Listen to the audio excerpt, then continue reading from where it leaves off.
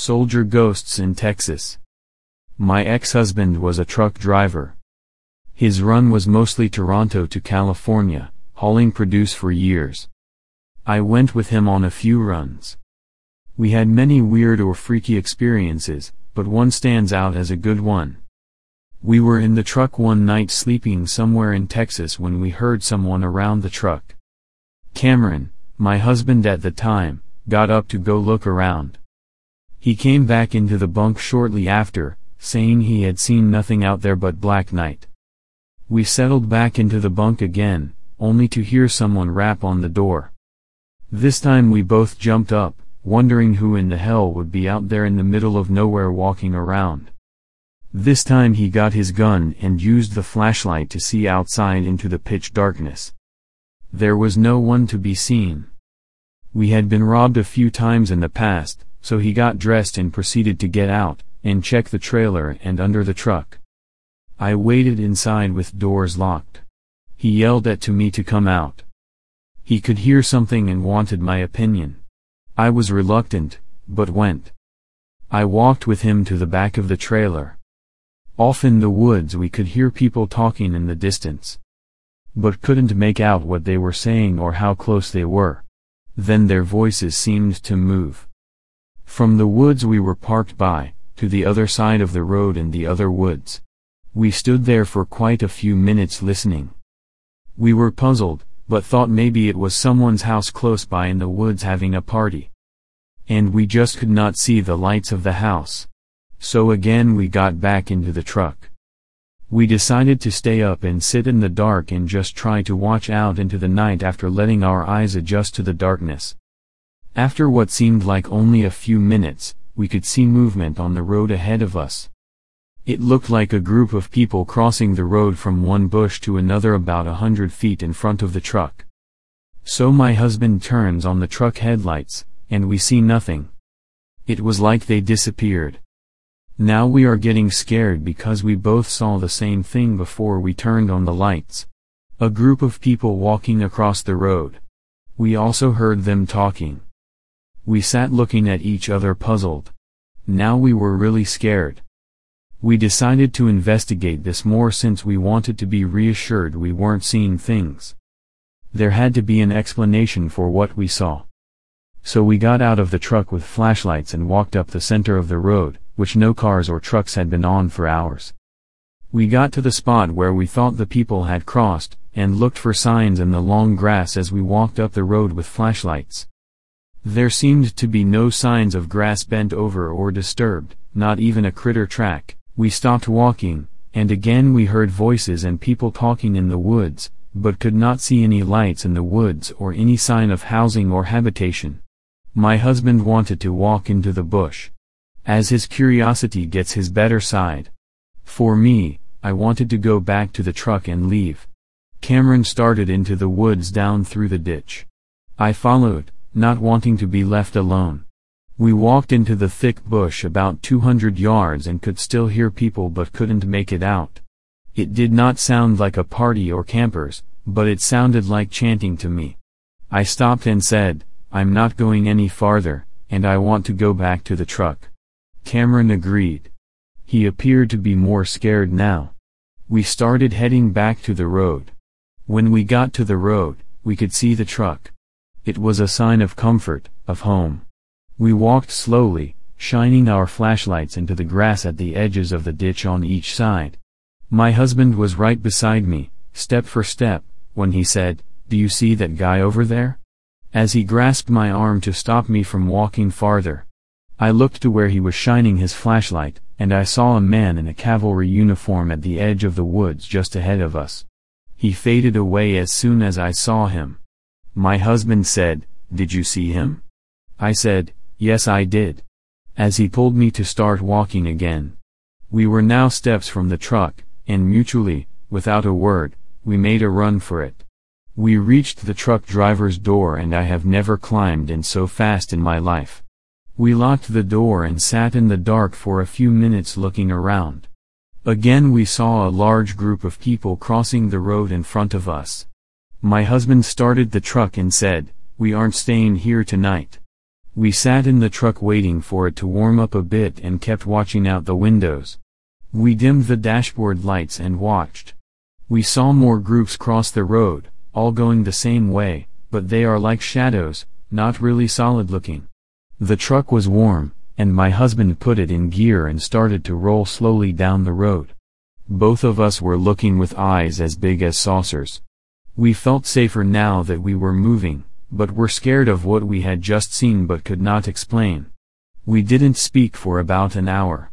We hit the main highway and soon came to an exit with a motel sign. I knew then how scared my ex-husband was when he hit his signal and pulled into the hotel. And it was his first stay at a hotel in years. We talked about it to each other before we went to sleep in our new cozy rented bed. In the morning, Cameron circled the truck before we left and came in to get me. He said, "Come take a look at this." When I went out into the morning sunshine I could see plain as day what he was showing me. There were many handprints on the sides of the dusty trailer, like, hundreds of them, way bigger than mine would be. They were not fresh, as they had dust over them, but there were a lot of them. We had just had the truck and trailer washed at a stop 8 hours earlier. We had bunked down on that back road and had never stopped in between the two stops. If the handprints had been made at the hotel, we felt they would have been fresher looking with no dust on top of them. It was a paved lot we parked in at the hotel, but yet was a dirt road we stopped to sleep on just off the highway. We made it to Nevada to pick up our load of cucumbers that trip and really never talked about it again. We even got another hotel on the way back, which was a big treat for me, but safer. I stayed home for a while after that trip.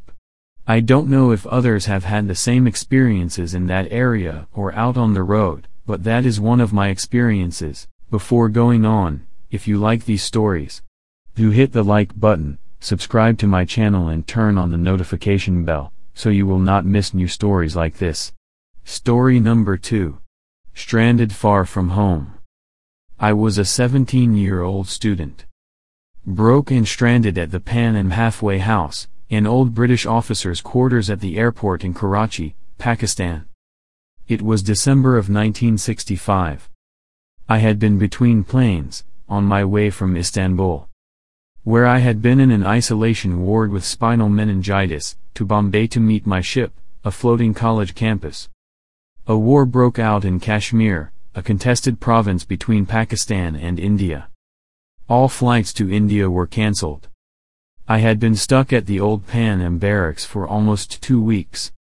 The makeshift hotel looked just like the British fort in the old Cary Grant movie Gunga Din.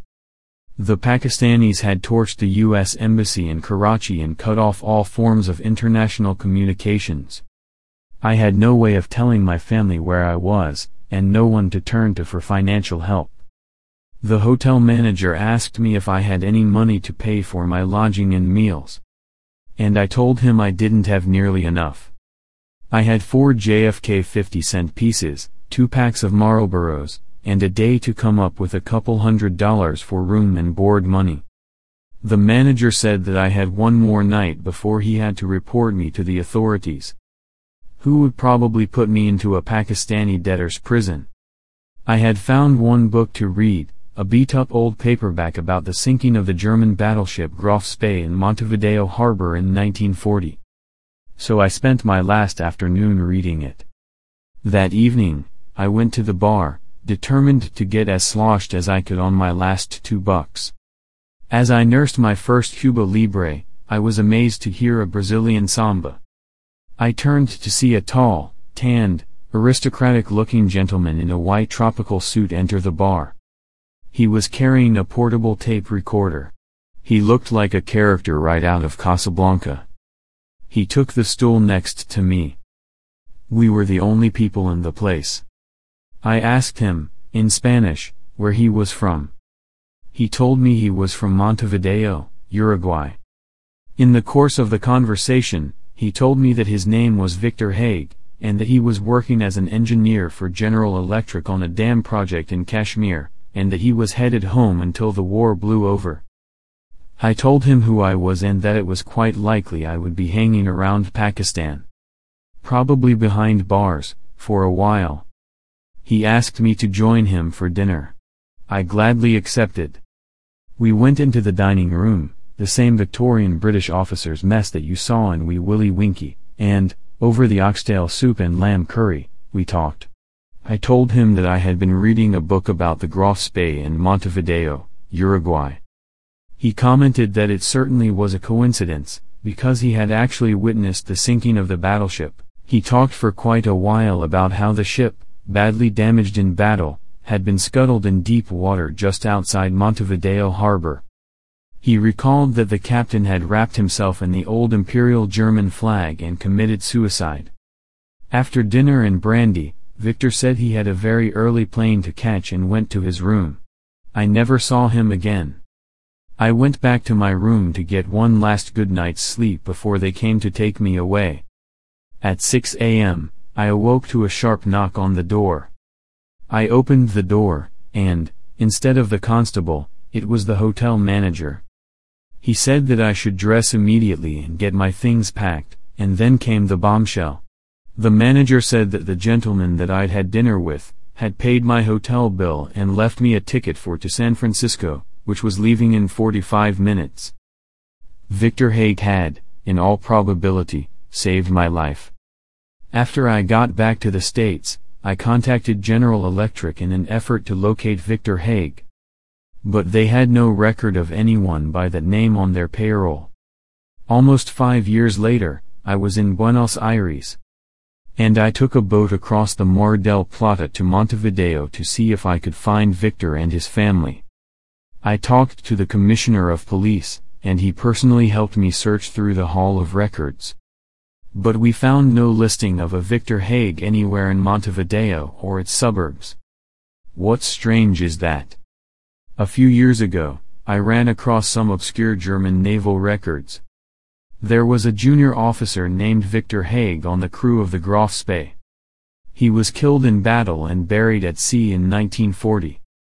Hope this video on time slips creeps you out.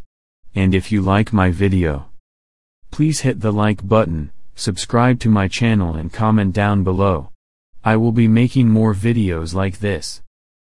Thank you.